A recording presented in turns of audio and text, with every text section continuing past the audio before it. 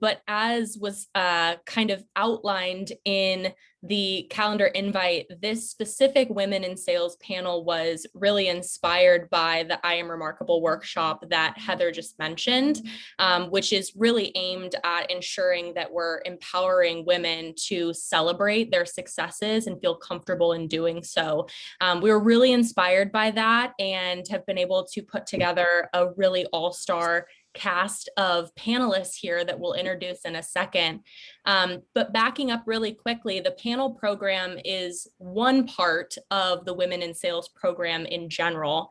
And the Women in Sales and CSG program is aimed at giving women in sales and CSG at PagerDuty and beyond the resources that they need to grow their career to its fullest potential, and the opportunity for mentors to give back and exercise their leadership skills. So we do this through the guided mentorship program, which pairs mentors and mentees together to, again, facilitate those career conversations and develop career skills, these internal panels, and then community events. So the mentees are, challenged to identify their professional goals and execute on achieving those goals, while simultaneously, we're trying to support diversity in sales under the guidance of these allies and mentors. So we have some amazing allies and mentors here today that are willing and have such wonderful stories to share with us.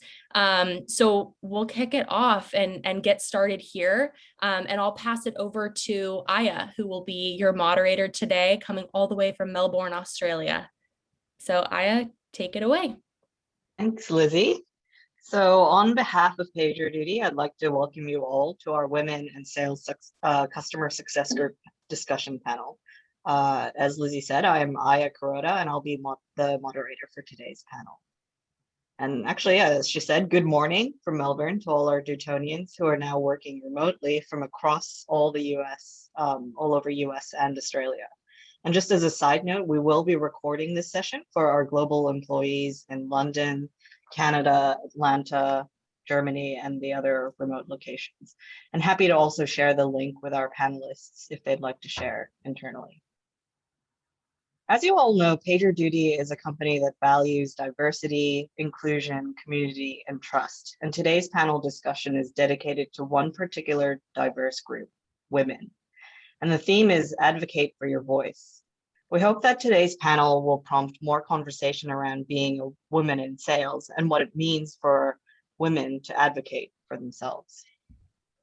And today we are fortunate to be joined by a distinguished panel of professionals who have generously offered their time to share their experiences with us.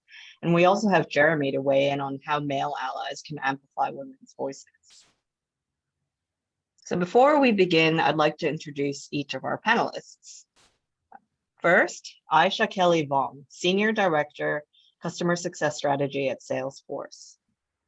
Based in Oakland, California, Aisha is a customer success leader and strategist. During her 13 years at Salesforce, she has held various roles where she led customer success managers and implemented success programs to drive scale. Aisha also currently serves on the board of directors for Girls Inc. of Alameda County, connecting with girls from underserved neighborhoods to help them navigate gender, economic, and racial barriers to realize their potential. Next, we have Jennifer Lagaly, Senior Vice President, Salesforce. Jennifer is a Senior Vice President, GM of Industrial Products at Salesforce. In her 18 years at the company, she has served in a variety of sales roles across the organization.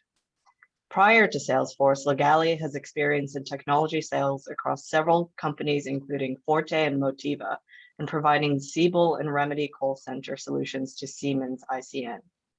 Jennifer lives in the Bay Area with her husband and 5 children and holds a degree in chemical engineering at University of California, Davis. Next up, we have Haley Shard, Senior Manager, Enterprise Account Management, LinkedIn. Haley is the manager of LinkedIn's Talent Solutions Enterprise Account Management team in Australia.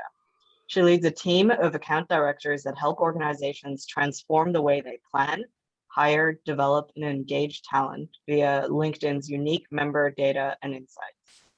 Prior to joining LinkedIn as one of the first 15 employees in APAC, Haley was a senior director at the Corporate Executive Board, now Gartner, leading their HR consulting program for heads of HR, learning and recruitment. We also have Natalie Fair, APJ Region Lead at PagerDuty.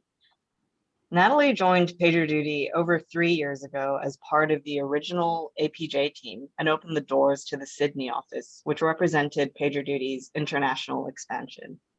Holding a computing degree before joining PagerDuty, Natalie was with Hewlett-Packard Software in roles covering consulting, ITSM, architecture, account management, and leadership roles. Most recently, as many of you know, Natalie has been promoted from the enterprise account team to regional lead with the aim of taking PagerDuty's new and existing customers to the next level on their journey to real-time operations maturity. And lastly, we have Jeremy Kmet, VP Commercial Sales at PagerDuty. Jeremy leads our commercial sales and sales development organization here at PagerDuty and has worked at some of the most inclusive organizations in the world, including Zendesk and Salesforce. He views sales development and commercial sales as the on-ramp for the diverse talent we want to see across our sales organizations here at PagerDuty. And yeah, I guess we will get this panel started. And this year, the Women in Sales team has been running I Am Remarkable sessions internally, which focuses on advocating for your own voice and being conscious about what makes you remarkable. So to kick things off, I'd like to ask a quick fire question for each of you to answer. What makes you remarkable? Anyone want to start? You could go first, Aisha. You were the first head. You know what I was gonna say? Because my name starts with an A, I'm usually the first one to do anything. I think it's a really good question, and there was something that popped into my mind just in considering it, and it is my resiliency. I've overcome a significant amount of challenges and hurdles in my career, in my life, to kind of get to where I'm at, and I have, because of those situations, become really someone who is focused on how to pay my success forward. And so turning my own challenges and adversity into something that I could maybe help use to remove roadblocks for everyone else. And so my resiliency. Thanks, Aisha. Jennifer? Yes, and so just so you know, we got this question beforehand, so we had a chance to think about it. So Aisha was like rolling that thing off the tongue, like right there. Because I actually watched that video that you had sent about, you know, people answering the question, "How are you remarkable?" I thought that was very, very interesting. Just watching how hard it is for people to talk about what they think they're remarkable about. Very interesting, but. I will say, and it's funny, and that said, I still have, you know, I feel like there's a bunch of areas that you can kind of go to in terms of where you think, but the thing that I would say most proud of, which is another way to say I am remarkable, is around the, it's along this leadership journey, the path that I chose around power. And, you know, I think everybody looks at power in different ways. And when I realized that as a leader, you have the power to make a whole team of people's lives better, it's a way that helped me to embrace what leadership is and was, and something that I continue today and have created a culture around, which is, you know, every team that I'm on, I want every teammate to love to be a part of that team and to love what they do, which makes doing what they do better and perform at their best, which creates success for them and then for their family. And so when I think about, you know, I think about what I've added into my life that I didn't have before, that I had to be intentional about and realize what I could use in my position, it is that power to create success for others. Great. Haley, what makes you remarkable? Thank you very much. Well, I found this question quite confronting. I had lots of things that I wanted to class myself as remarkable, but I used it as an opportunity to get a bit of 360 feedback. So I asked my team, I'm on this panel, can you help me with this question? I asked my husband, I asked my boss, and I was actually relieved that I got some answers.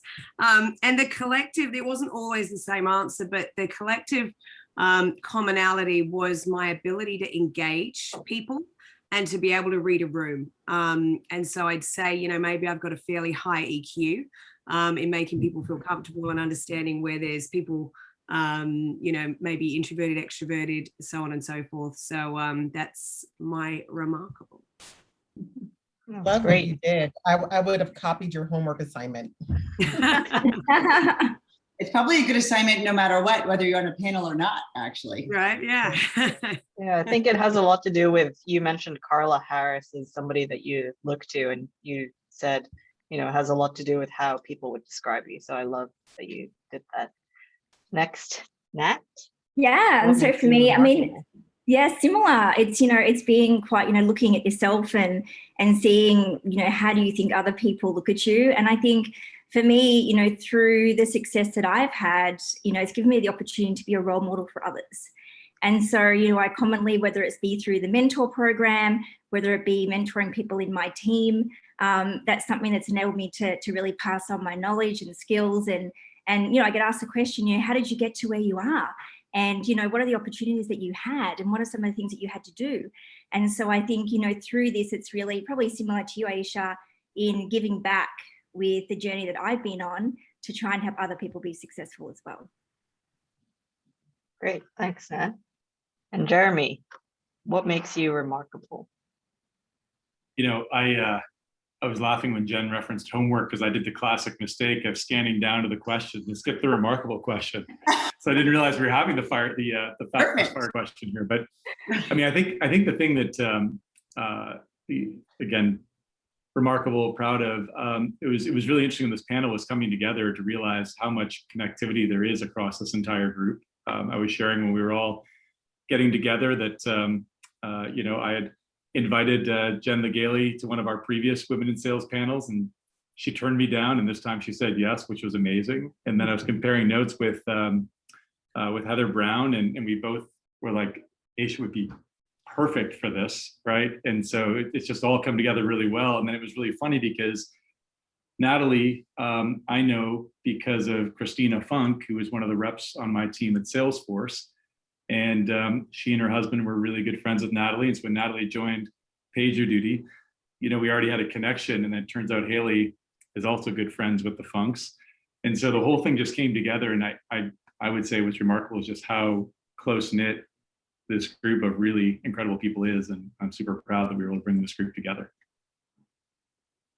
Great. You're remarkable for sitting on a panel with 5 women. Yes, I would say so. And it's not just Jeremy, by the way. I just wanted to shout out to all of the, I see Grant, you're showing your camera, so I'm calling you up first. And Kieran, awesome. But David, I see a bunch of men here. So thank you for joining and being allies. It's awesome. Yeah. And I'm going to change the order up a bit. Jennifer, I'm going to go with you first. And, you know, I watched your TED Talk and Achieving the Executive Mom. And, you know, the theme of this panel discussion is advocating for your voice. Can you explain to us, you know, what are the pivotal moments that came to mind when you think about having to advocate for yourself in your career? Yeah, it's interesting. I mean, it's interesting that this question is interesting by definition, that I just love to kind of compare the starkness of questions for males and females, right? And the differences that we would ask a female or a male. And kind of my mantra that I keep saying, and I feel like I'm starting to hear it a little bit more and more lately, which is, it will be so nice when we don't need to say female leader, right? Or a female, whatever, like it's just a leader and a winner and a, you know, awesome, you know, executive or whatever. And I feel like we are getting closer to that day. I see it. I see it. You see it at PagerDuty. We see it at Salesforce. Like when you can really see the difference when you go from a Salesforce to, I know we had a partner meeting and there was men everywhere. And I was the first time I'd ever noticed that it was all the lack of female representation in a meeting. And it was a big one. This was like hundreds of people. And it was really, really interesting. And I think we take it for granted for what we have here, but we see these amazing leaders, and I think we're not going to be talking about that often anymore. That said, it is still, I think, an innate kind of feature, we'll call it, of being a female, that we are not always confident that what we're thinking or our ideas are the ideas that should be out there and that we should be talking about, right? And even meeting sometimes, I look around and I'm like, is anybody else seeing how ridiculous this is? And is nobody saying anything, or am I just off? And then I'll say it, and then I'll realize, no, I wasn't off. I was right, and I should be. We should be voicing something when you see something as starkly off as you do. But I will actually give a story around the first time that I felt the strength of it. And actually, ironically, it did come after I had an executive coach for 6 to 8 months. And it came at the heels of that, when the whole time I was with the executive coach, was the first time I'd ever have one. This was the first year, and this event that I'm going to tell you about is at the end of my first year as an AVP. So I was, an AE for a while, 3 years as an RVP, 1 year as an AVP, and then this is kind of like making the turn on the fiscal year to my second year. And it was in that first year that I had the executive coach.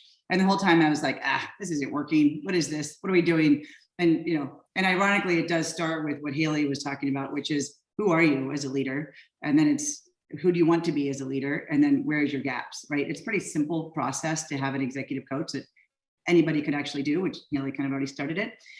And so it was at the end of this, and my team had a great year, right? We did well, et cetera. But my leader and the leader above that leader did not. And so, I could make the story longer, but I'm just going to truncate it to say that the behavior from those two leaders to our entire team was just awful, right? It was like everybody felt the pain that they were feeling, whether you did well or not. And it was like one of these moments where I was like, it was the first time at that point, and I don't know how many years into Salesforce I was, but it's probably maybe 10, 12, something like that. And I was like, I think I'm going to look around. Like, this is not the environment that I want to be in. This is not how I want to be treated, et cetera. And so kind of, I didn't actually have any conversations, but I kind of looked around. I looked at outside companies. I looked at like inside the company, and I basically came to this realization, like, this is actually where I wanted to be. I love this company. I love this team. I love this group that I'm in. And so I'm like, okay, well, if I'm going to stay here, then I'm going to go change the way I'm being treated, right? And so I just went through this process where all of a sudden it became very clear to me, and it's almost like by letting go and not fearing getting fired, let's say, or being let go, because I've already kind of made that transition. I would go if I had to. It kind of gave me this fearlessness around, okay, if I'm going to complain about leadership and how they lead, then I need to define what is great leadership, and I need to go be that, and I need to go be that for my team, regardless of what my boss above me is acting like, right? And so it kind of, where I started kind of to create this, I'm going to create an environment that I believe is the right environment. And then ironically, that year was the year I was the #1, AVP, and on stage and all of that. But the leader that was the worst leader, Jeremy knows him well, to above me, all year kept commenting that I was the best leader, like that I'm a great leader. And it was like ironic that I'm like, and I'm exactly doing the opposite of you. And that was kind of my strength and my chip on my shoulder, and kind of like how I kind of got my voice. Anyway, so that's really, I could give you more detail around like specifically how I turned a lot of those things into a positive for me and my team, versus kind of I filtered the negative. But it was kind of this interesting turning point. Yeah, it's interesting to be, proactive in terms of advocating for your voice. And yeah, I mean, we can definitely kind of go into more detail later, maybe, but just to kind of keep things rolling, I'm going to move on to Aisha with the next question. So I understand you've recently become more familiar with the idea of advocating for your voice and not just relying on your work and performance speaking for themselves. Would you mind telling us a little bit about this journey? Yeah, I think the journey kind of broke down into 3 different phases for me. And I think it's interesting that Jen was just talking about like advocacy and the executive coach. This last year, I would say, it was kind of like a year of transformation for me personally. I actually went out and hired my own executive coach because I find that at many companies, you have to get to a certain level of hire before the company's going to invest in a coach for you, which I don't really agree with just as a process, especially if the goal is to get more women into leadership or more underrepresented minorities into leadership. But with that being the case, I just thought about it and I said, I think I could really benefit from this. And it's an investment for sure, but I'll quickly pay for a trip somewhere, or I'll quickly go say, hey, I want that car, go buy that car. And so it was kind of like, I'm talking about me and investing in me. Like, why would that be a hard decision to make in terms of like the amount of money to invest into it and to do it myself? So I went out and I did it. And I worked with this woman for the last 9 to 10 months. And the process that she took me through was really a process of self-discovery. And her way of doing things is that she believes that the things that hold us back today are deeply rooted in childhood trauma. And it's a weird thing to hear that because you might immediately respond or react to like, no way. But the way that she would facilitate asking questions got me to like ugly cry. And I was like, oh my God, I'm really messed up. And you start to realize that like your behavior. So Jen, like you were talking about like being in the room, like, should I speak up about this thing? No one else is saying it. Should I say it? A lot of those things, that trepidation comes from things that have been inflicted on you throughout your life in some way. And so this coach really helped me kind of uncover what those things were for me. And then that helped me to, and this is the way she described it. She's like, by the end of this process, she was like, I'm not saying that those things won't come up, but it'll be like those annoying pop-ups when you're on your laptop. You'll just start to minimize them and get them out of the way. And that is exactly what happened by the end of this year. And so the way that translated into advocating for myself at work is I have very direct conversations. I say what's on my mind. What's going to come after that is what comes after it. But I know that what I'm saying is founded in reality, research, data, my experience, et cetera. And that it's just as valid as anyone else's in the room. And so that's one way that the advocating for myself and how that kind of worked its way into who I am today. I think the other thing is that it took some time for me just culturally too, like, I've been at Salesforce 13 years. When I started at Salesforce, I call it the early days. It was not as early as it was for like Jen and Jeremy, but 2008, when I came in, it was just like, everything was great. They like working with each other. We did stuff outside of work. There was always some reason to get together for a happy hour. And I came in thinking like, if I'm heads down and I'm doing the work, then everything else will follow. It'll fall in place. People will see it. They'll acknowledge me for it. They'll give me the promotions. And part of that was kind of how I was raised. My mom definitely instilled in me, like, I went to schools where I was literally like the only Black student or one of a few Black students. And my mom was just always like, keep your head down, do good work, you deserve to be there. And so I came into Salesforce kind of with that same attitude. I'm going to do good work. I deserve to be here. People will notice, and then the promotions will come. I would say about 5 years in, I was looking around and like everyone else who kind of came in at the same point as me had been promoted or promoted twice. And I felt like I was doing just as much work as they were doing, if not even more.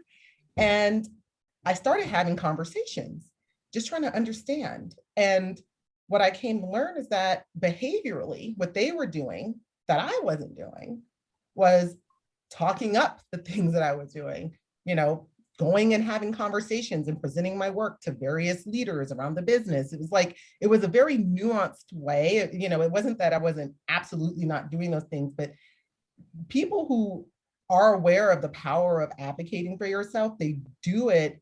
And it's like almost like a like art versus science sort of way. They take this approach of you know, really in a sophisticated way, like showcasing what they do and talking to the right people. Some people call it politicking. I put some of that behavior into that category too, but you come to realize that there is a certain amount of that is necessary if you want to see yourself get ahead. So really just got good about how to do that in a way that was comfortable for me without feeling like I was betraying who I wanted to be, or not coming across as some of the people who I saw doing it in a certain way where it kind of turned me off.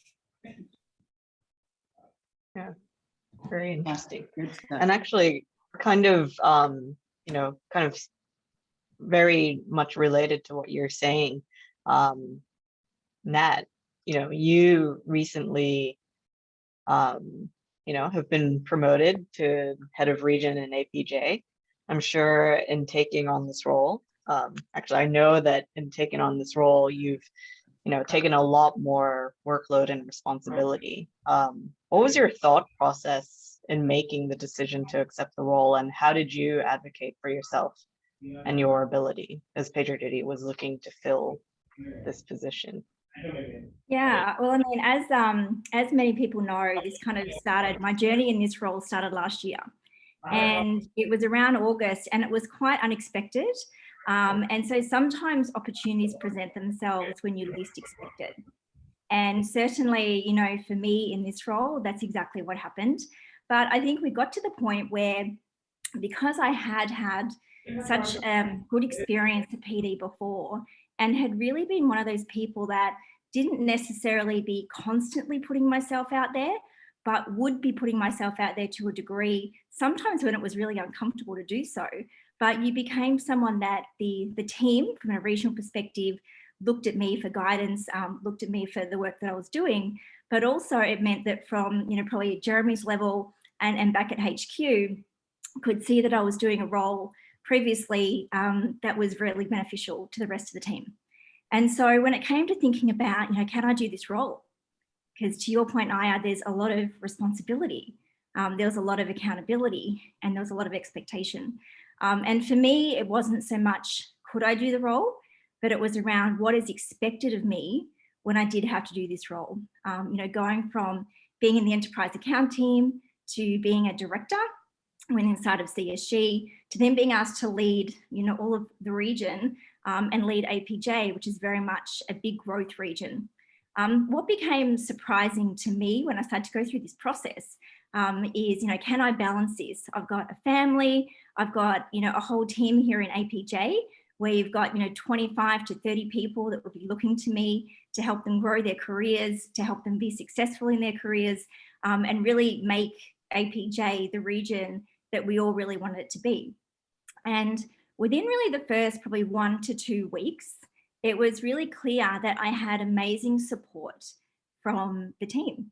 And this wasn't just, you know, my peers from a leadership perspective in APJ, but it was also the team that was working with me. And it also became clear from the regional perspective, as well as in HQ, that I did have the support to do the role. And I say that it was surprising because because it had happened so quickly, I hadn't seen myself doing this role so soon. And so when I was getting that support, it was, you know, maybe wrongly, but I was surprised to have so many people saying to me, you should be doing this role.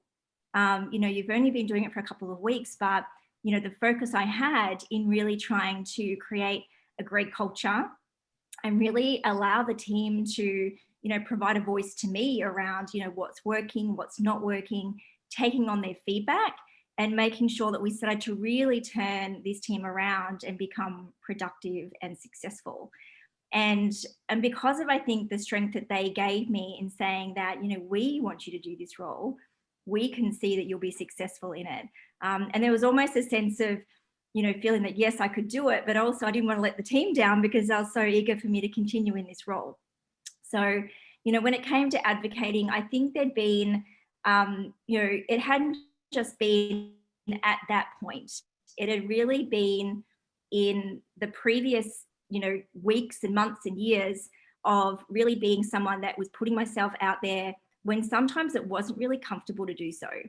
And, you know, I think to Aisha's point, that sometimes you are doing these things, you're not sure if you should, but you do it anyway. And with that, it means that you are getting more visibility, you are providing benefit to other parts of the organization. And when these opportunities do arise, then it is something that you're very much considered to do. And when I look back, you know, I'm so happy that I did take on the role, because the team is, you know, we're all thriving. The team is having a lot of success. It certainly presented me with opportunities that, you know, I hadn't yet expected I'd be jumping into, and exposure with the, you know, the senior leadership team in PagerDuty. I'm doing these types of panels. I'm doing a lot more things around getting our brand awareness out into the region. So I think, you know, the message is really around, you know, backing yourself to know that you can do these types of roles, as well as knowing that you typically create a really great support network that is there to support you in doing this. Everyone will know that when you move into a leadership role, it's not a one-person show. It's very much about having a great leadership team around you and great team members to make you all successful. And that's really what we've created here. And so, yeah, to the question, Aya, it's, you know, they're all the things that made me think I could do the role, certainly, and, you know, have had great support from my team to help do it. Yeah, and I think, you know, I can see all the messages popping into the chat, and I personally can also say, like, we're so happy that you know, you're our leader and you've really transformed the way that we work as a team. So, yeah, thank you. Aya. Thanks, Nat. And next up we have Haley. You've been in a leadership position from quite a young age. I believe you took on your first management job at just, I think, 23 years old. What were some of the lessons you learned being, you know, and I'm going to say female leaders, going back to what Jennifer was saying, I shouldn't be saying that, but, you know, a female leader in a fairly male-dominated industry?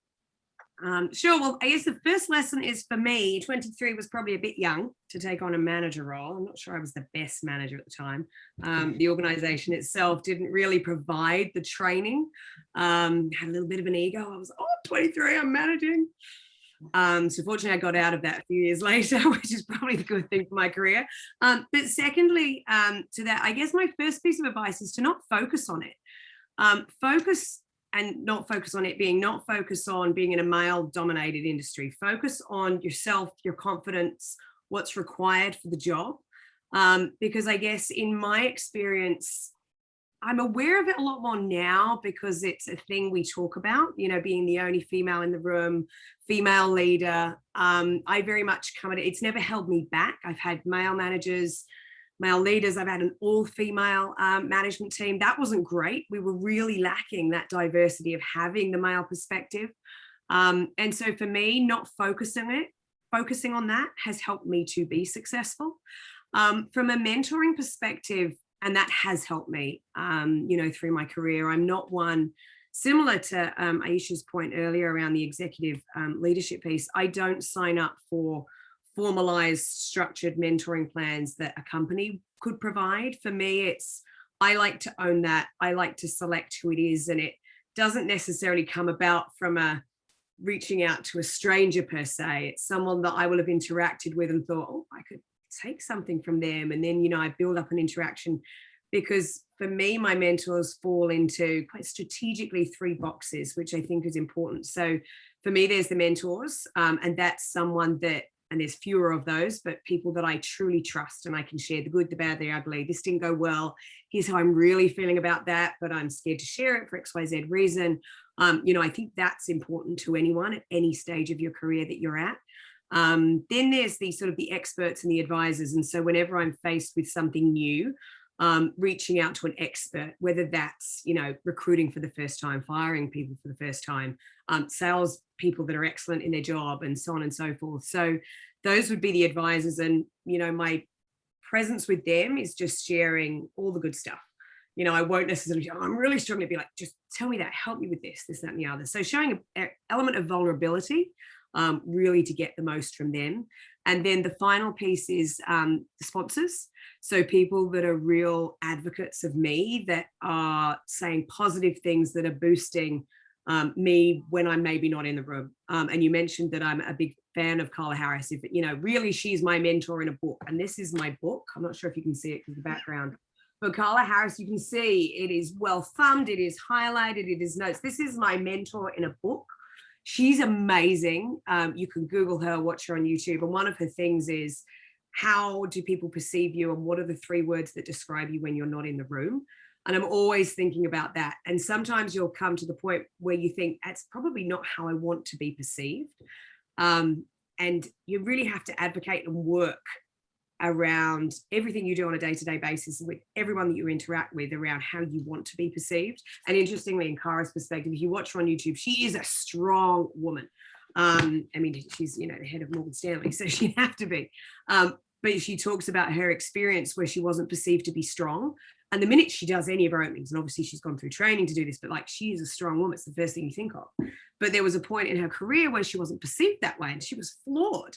And she talks about her journey to change that view and change that perception, because ultimately her belief is that your career is to an extent decided when you are not in the room around how people think of you and what words come to mind. So that would sort of be my advice, is 1, buy that book, and 2, think about cultivating your own support network and a group of mentors.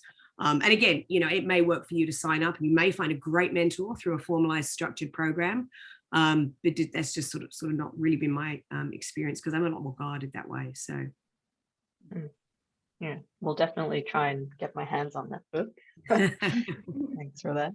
And yeah, I'm glad that you kind of brought up the fact that, you know, you had both male and female mentors, and, you know, how the male perspective is important. You know, going on to Jeremy next, we wanted to invite you to the panel today as an example of a male mentor, an ally to our women in sales and customer success group, and a strong leader within PagerDuty as well.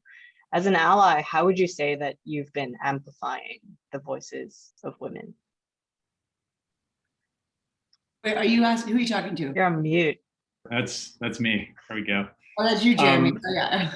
Guess you've got to come off mute first before you can amplify. You know, I think number one, I mean, first and foremost, being available and active in our communities. You know, women in sales, array. I mean, anytime there's an ask to participate or you know, be a part of the programs, I want to make sure it's clear that I'm here and actively available. Like, I think availability really matters, and even just in the day-to-day passing conversations, making sure it's clear that from a support perspective that you know, I'm here for mentorship, to bounce ideas around, and to challenge the way that, you know, people are thinking about their career path and what they want next. You know, my wife was a sales rep at Salesforce, and I don't think I ever really kind of considered some of these topics as closely as I do now, until I remember we were at club one year, and it happened to be a year that I did not qualify for club. It was only one time, by the way, just really clear, one time.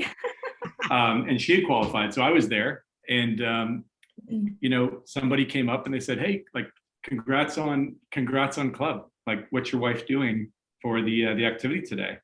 And I remember saying, like, actually, I'm going on the bus tour right now to, you know, with all the other plus ones, and, you know, she'll be at the employee portion of the event. And I asked her about it afterwards, and she said that it was sort of a hard thing, that sometimes it didn't feel like she got recognized for her contribution as much as I did, and that there were a lot of times when she felt like she was the only, you know, and it was really interesting to hear that.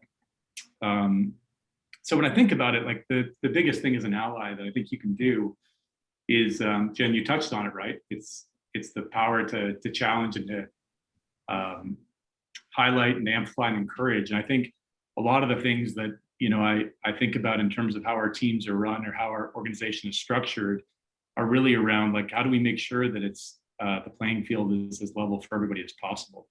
And you know, I guess the last point on that one is really that you know, there's a lot of times where if I think about what commercial sales is, and I kind of mentioned that to Aya as we were thinking about the introductions, I mean, I really view our team as a talent factory. And I think if I look at the teams that I got to be a part of at Salesforce and the teams I got to be a part of at Zendesk, I remember when I first got to PagerDuty, I was kind of like, what's going on here? It's like Dude Fest 2017. Why are there not, why are the women not as present here as they were in other organizations? And luckily I had a lot of partners and extended members of the team that said, well, look, let's put a plan together and let's start making that different, because I think we can create the team that we want to see here. And it's been awesome to see PagerDuty making that progress, over time. So I don't know, there's a lot of ways that I think you can help, but I think that power to challenge and amplify and just encourage and highlight where there's an opportunity to do better, I think really makes a big difference. And anyway, I really appreciate you asking me to join today. Thanks for joining. And actually, I kind of I think you're being modest, because I've heard that you've actually worked to create organizational change by standardizing compensation and criteria for promotion. Can you tell us a little bit about that and what it took to get that change? Yeah, so I was really fortunate when I first joined PagerDuty. I had a great business partner on the recruiting front. I don't know how many of you remember Anna when she was here at the time. And, we had a lot of really good conversations where I was like, I just don't get it. Like, why are we, like, what do we need to do here? And we sort of said, hey, look, there's 2 or 3 things that are really going to help. One is, for those of you who don't know, PagerDuty is talking about pay transparency. Commercials actually had pay transparency now for a couple of years, where we have one set comp for every single role. There's no range, there's no negotiation. It's like, that is the comp that we offer. If we ever change the comp, we give everybody the same boost. And the whole idea was that we found that what was happening was we had some candidates who were negotiating and a lot that weren't. And in a lot of cases, the candidates that were not negotiating were a lot of the female candidates that we were interviewing. And so we started to look at some ways we could make some changes in terms of, like, how do we ensure that we have diverse panels? So before we make a decision, have we truly looked at all potential candidates that we can bring into the process? And then number 2, when we get people in the door, we want to make sure everybody is getting that one comp opportunity. And if there's a promotion, it's the same comp opportunity, so that we didn't get down this sort of sliding scale where we found that there was inequity. And so again, I've been very fortunate with Anna, Amanda, who's our business partner. Like, they've been fantastic co-sponsors of a lot of these initiatives. And even we do our talent review. Every month we get together, we look across the performance in the team, we do talent review. And kind of the question that I've been challenging the team to ask is, okay, so what's different between this person and that person, right? So if we have 2 people who are performing very equally, like, what are we doing to challenge that person? What are we doing to challenge that person to make sure that we're actually saying, like, recognizing contribution, recognizing effort, and recognizing performance across the board.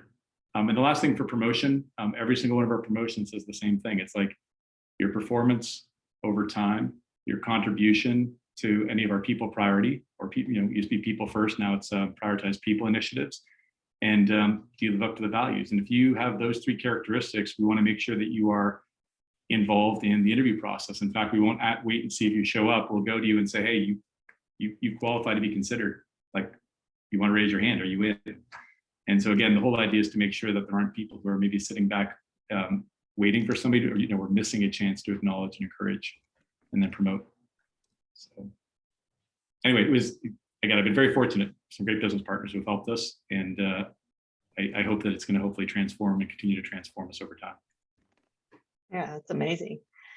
And actually it's interesting you brought that up, because Harvard Law School's program on negotiation has actually stated that if men ask for and receive slightly higher salaries, starting salaries than women, even if that gap is quite small over time, over the course of the careers, the gender gap can actually add up to millions of dollars.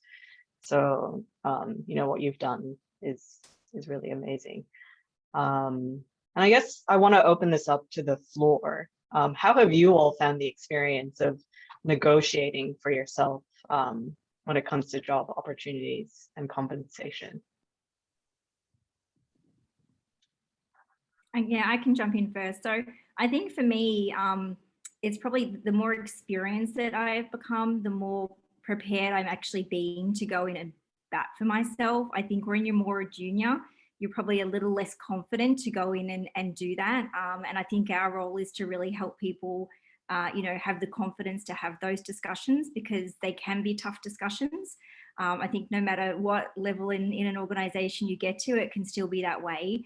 But, I think that often it comes down to, who you're speaking to as well. If you've got a great, supportive leader like Jeremy, who really understands, what do you need to do to create that equality across the different roles, then, having those discussions is something that we should all be prepared to do if you really feel that it's not where it needs to be.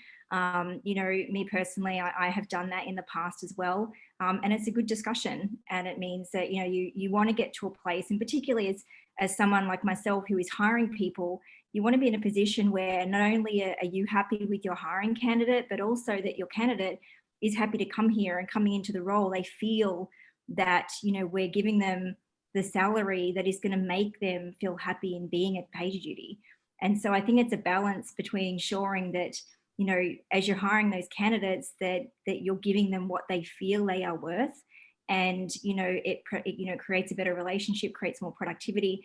And particularly, when you're hiring or promoting inside of the organization as well. It's another thing where we give the opportunity for people to do these roles, and we also need to make sure that they're rewarded in the right way. So, I just encourage people to have those tough discussions, because they're not easy for anyone, but, back yourself and have those conversations if you feel you need to. Yeah. And actually, Aisha, I don't want to put you on the spot, but I think it's very relevant to you and what you said earlier about how you were seeing these people around you getting promoted, and you kind of had to advocate for yourself. As an underrepresented minority, how do you think that has influenced your experience with that? It's a really good question. And I actually feel like I'm still trying to understand exactly how it's impacted. I know it has. I think things have happened to me over the time in my career where when it happened, I didn't have the language or the words for it. And now that there's so much more conversation happening around URMs, both from a recruiting, hiring, and retention perspective, and conversations to kind of capture the differences, because we talk about like the gender pay gap. There is a pay gap between underrepresented minorities and non-underrepresented minority groups. And I think, like for me, and I think there's an element of this too, where it's also that I've been at Salesforce for 13 years, right? So what I was paid when I was hired was probably fair at the time. But there's also the question of over time, as the market changes and the rates for these types of roles start to increase, sometimes the rate of internal increase doesn't keep up with the pace of the market, and you could find yourself kind of out of band, right? And so I think that has a little bit of that factored in a little bit too, in terms of just my general experience. But what I specifically started doing about it in terms of advocating for myself is, one, I always ground every conversation around promotion or, some sort of review of my compensation around actual accomplishments.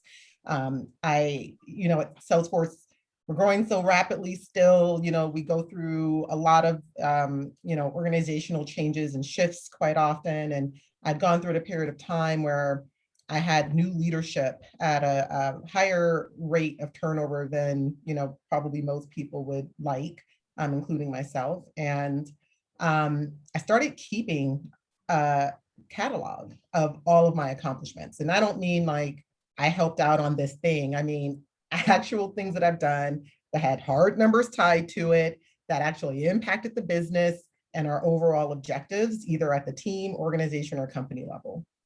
And when I have conversations around any of my concerns about pay, or if I think I'm ready for that next step in my career from a promotion perspective, I always ground it in this catalog of things that I've kept track of over the time that I've been at Salesforce. When I was in this role, I did this, I accomplished that, it generated this back to the business, and really kind of structuring it around that.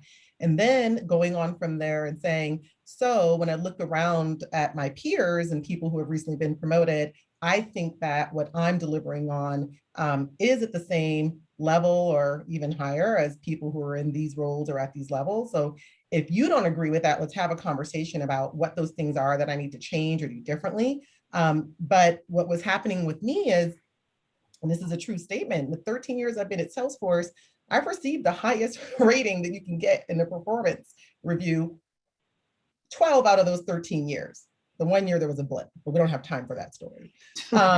And so it was kind of hard for me because I'm like, getting all the pats on the back and all the right signals, I'm doing the right stuff, but I'm not getting promoted. Or, you know, in the case of a conversation I did have with a former leader of mine around my compensation, she actually did respond in a positive way. She did do a comp review and I was below band, and she did do a couple of salary adjustments for me. And then about 9 months later, I started having a conversation with her about getting promoted, and her response to me was literally, well, I would have thought all of the adjustments in pay would have squashed this whole thing about your title and your level.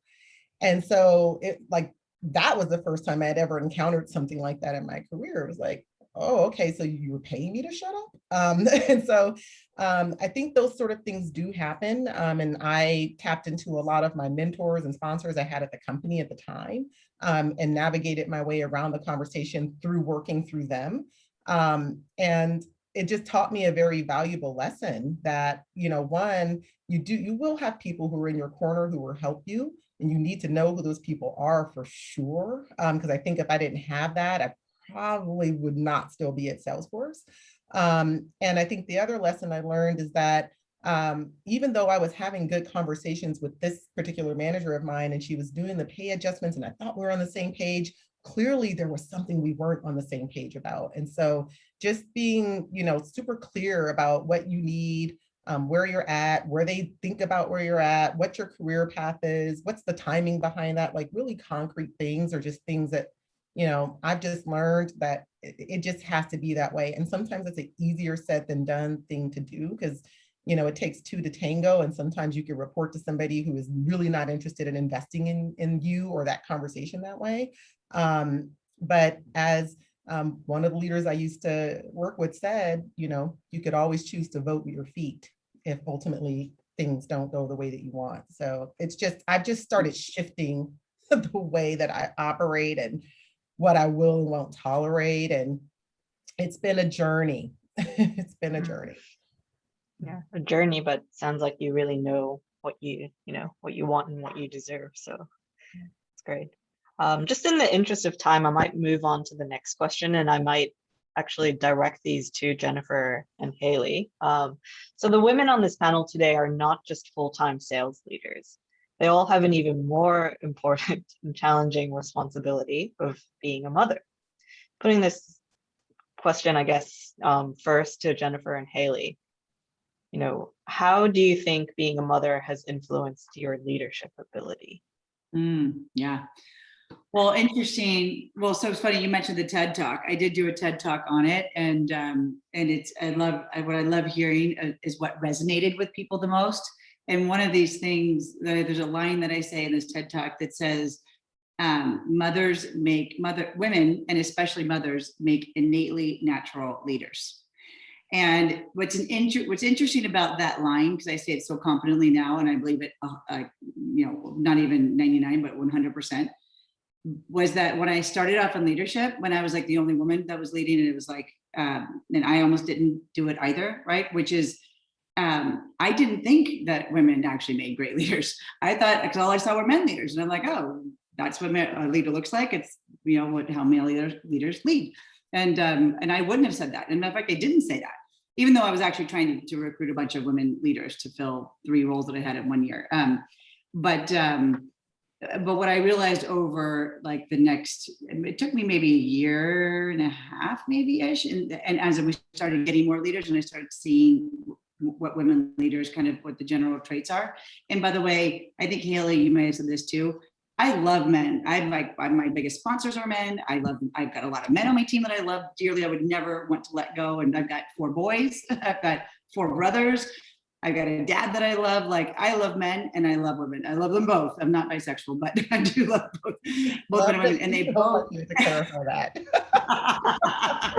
Just making sure in case I get any text afterwards. Hey, just make sure it's clear. I love my husband, still with him. But we need them both, and it's the combination of the two of us, the two genders, I should say, that actually makes a working relationship awesome. And we are very different. But women do have this innately, and I'm going to say I'm going to generalize that, even though I think scientifically I can say it because we are mothers and we bear children and we have been given certain things, is we are more nurturing and we are more caring. And then I will say, and this is more the generalization, but we do have less of an ego and we do love the teaming environment. Like what you asked it, and I know this because when I was actually going to go tap AE top performers to take RVP roles, I realized that what the words that I was using to get them excited about leadership was not landing. And it was, and when I started to realize what landed was when they could be themselves.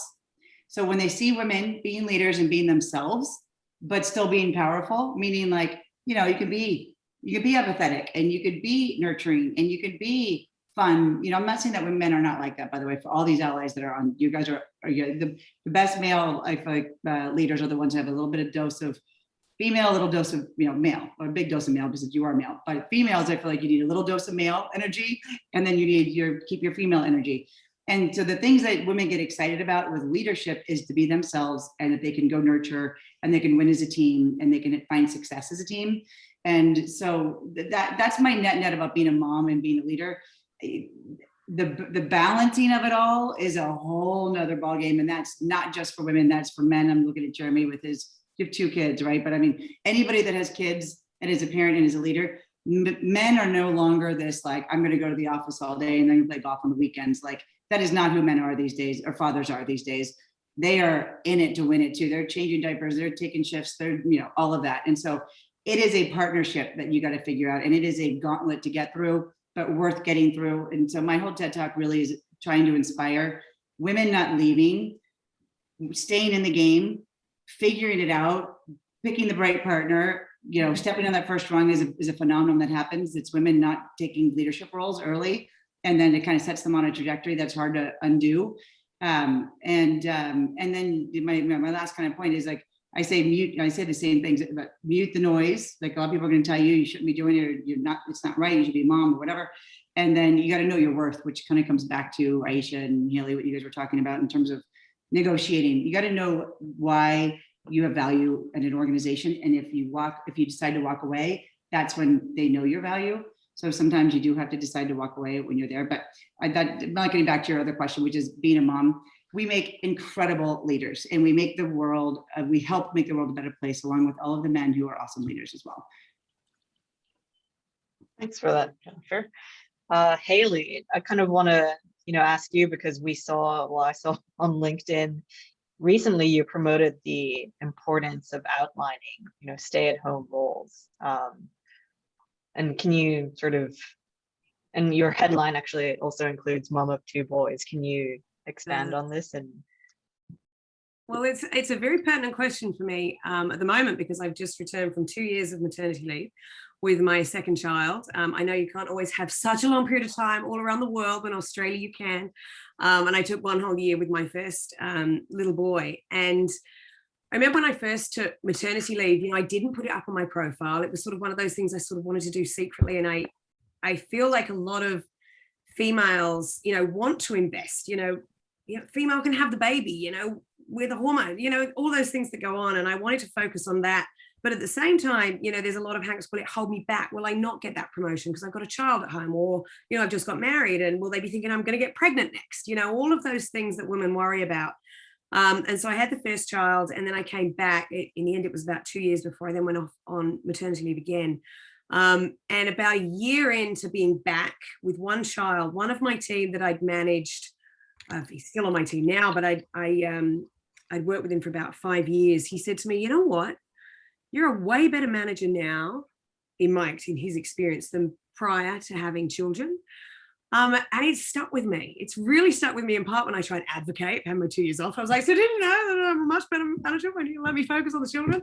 And I think it was because, and I asked him in what ways, and I think having the child, having the time off gave me perspective.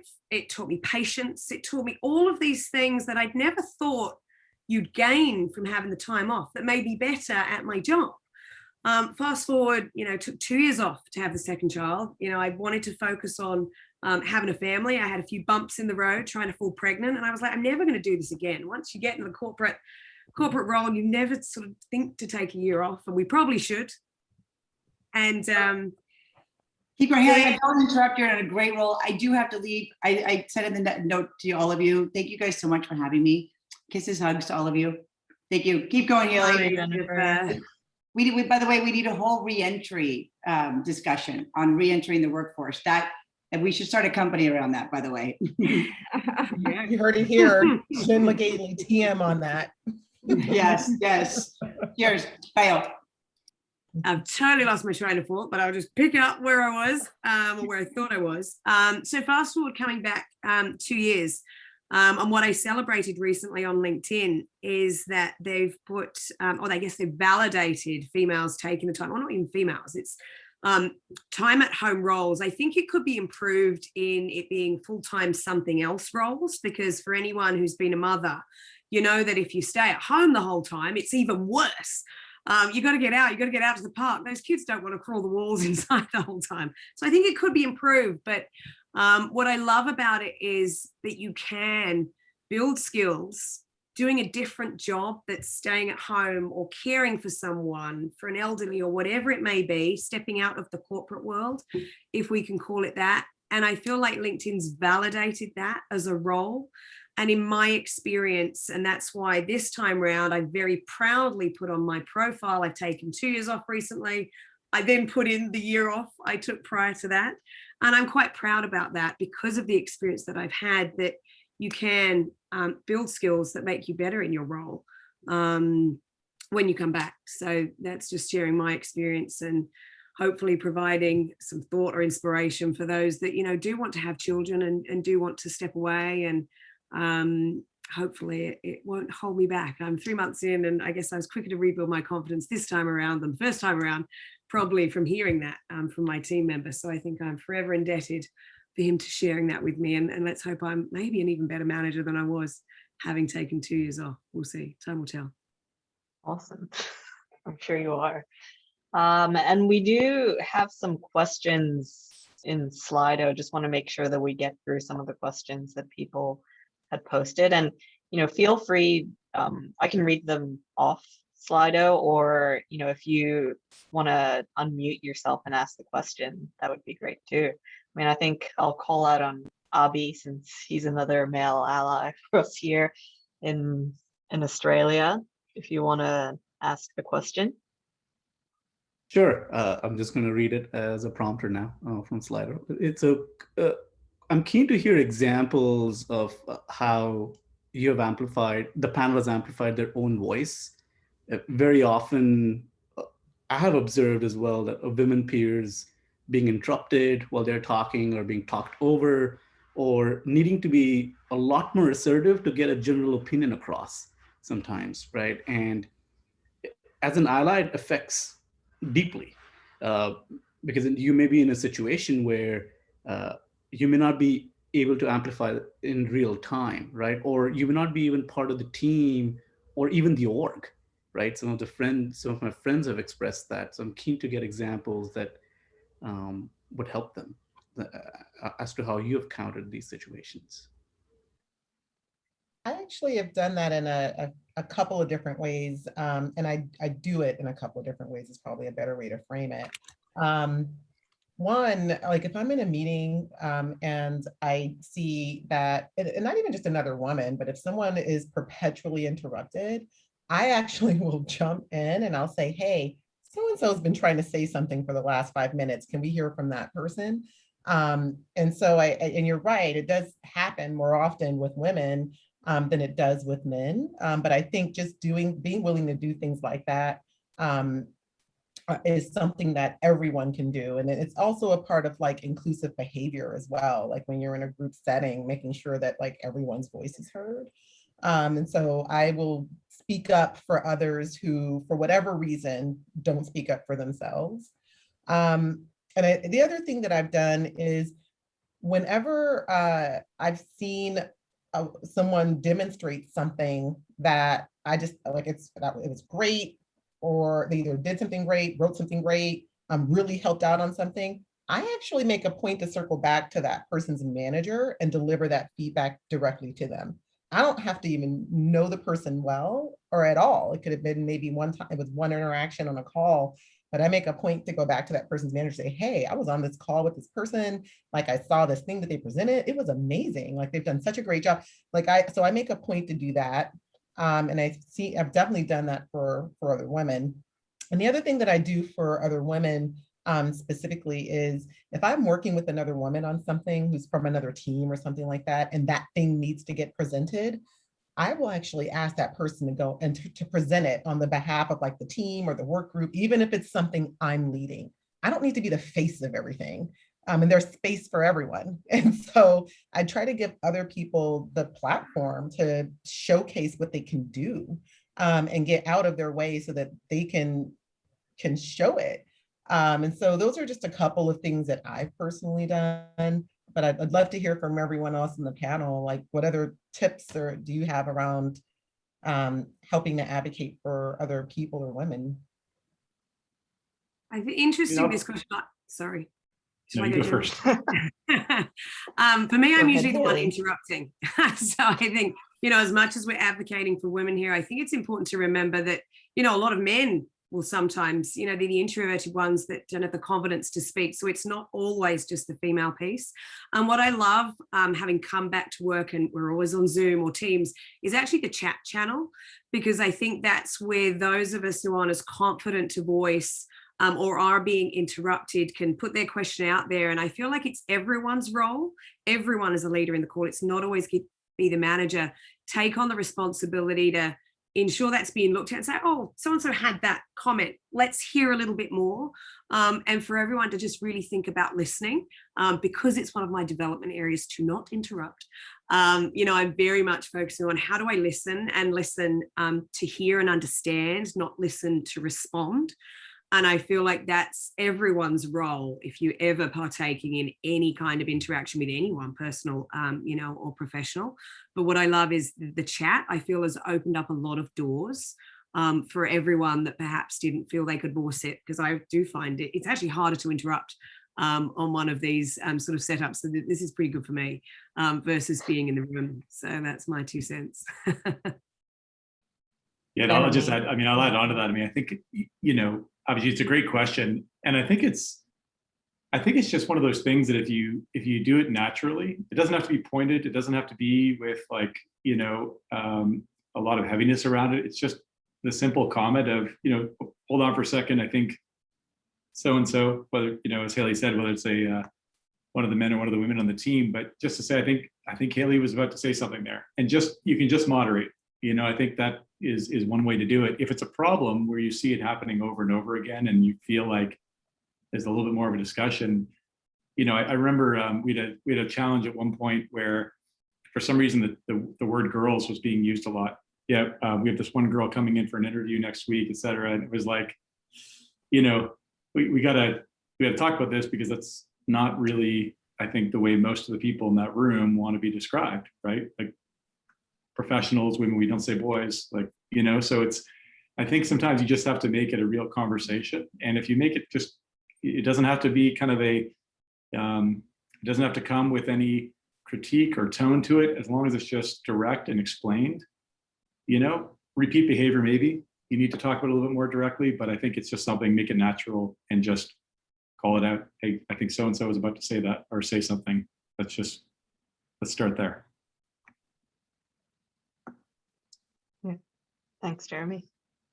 Thank you. I'm just conscious that we have 3 minutes left. I guess the next question, Heather, did you want to read that out? Unmute yourself and. So those of you that know me well, I'm an avid reader. I'm surrounded by books at all times. And if you're ever on a mentoring call, I'll usually pull out a book and say, this one's inspired me. I just would love rapid fire question. Haley, thank you so much. I've already ordered my my book based on your recommendation. So fill my queue, fill my book. I'd love to hear other recommendations from the panelists on what's inspired you, what motivates you and helps develop you in your leadership journey. I threw one out there already. It's in the chat. And Heather, it was You a know, book I own you it. told me to read. But I'm telling everyone else because it's such a good book and it's so at the time in terms of conversations around advocacy, but also like allyship. And it is How to Be an Inclusive Leader by Jennifer Brown. And what I like most about this book is that she talks about being an ally as a journey that we all go through because we're all an ally in some shape or form.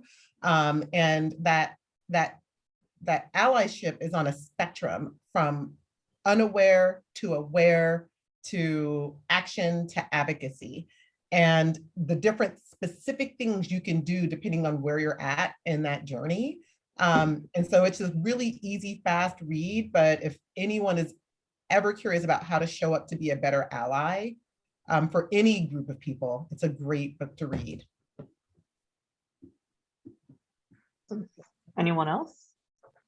So many people that know me, Haley knows me very well, is that I actually don't read a lot, Heather. I'm completely different. I am very time poor, and that's why you won't see me adding a lot of contribution to the reading book thing. But what I do is listen to podcasts instead. So, you know, that's where I'm able to multitask, and whether I'm in the car, whether I'm actually sitting here working and listening to something, that is probably what I do more than reading. And some of the ones that I do read, and, you know, even recently, Dave Justice got me onto the Go to Market Grit podcast. For anyone that doesn't know, he was recently featured on that podcast and is an interesting listen. It is often from many different sales leaders in peer organizations that we tend to work with, sometimes compete against. There was a very interesting one a couple of months ago from Atlassian, definitely worth a listen. And then just some more local ones that I might listen to in Australia as well. But yeah, sorry, Heather, I'm not going to be the book inspiration, but it is a podcast that's very interesting to listen to. I added TED Talks or podcasts into my questions. So Natalie, you nailed it. Thank you. Yeah, and I am limited on time. If I want to fall asleep, I start reading a page or two. So it worked. Yeah. Thanks, Heather. Well, I guess we're at time. You know, Jennifer has gone, but thank you so much. I feel like we could have just gone on for hours talking about a lot of this stuff. I did get to ask all the questions that I had for you all, but you know, really great stories and insights. So, and I also want to just thank Lizzie, Truk, Randa, and AJ, who have really worked hard behind the scenes to put this together. They're part of the Women in Sales panel group, so thank you as well. And of course, thank you to all our panelists. I guess if there's so great. Thank you, Aya. Thank you, everybody. Thank you for having me. Yeah, I mean, I guess, you know, virtual world always kind of awkward to drop off. But yeah, thank you, everyone. And thank you, everyone, for joining as well. We hope you enjoyed it. And we have the recording available as well. Thanks, everyone. Thank you. Bye. I'm not a PagerDuty. Bye-bye. Bye, everyone. Thanks, Aisha.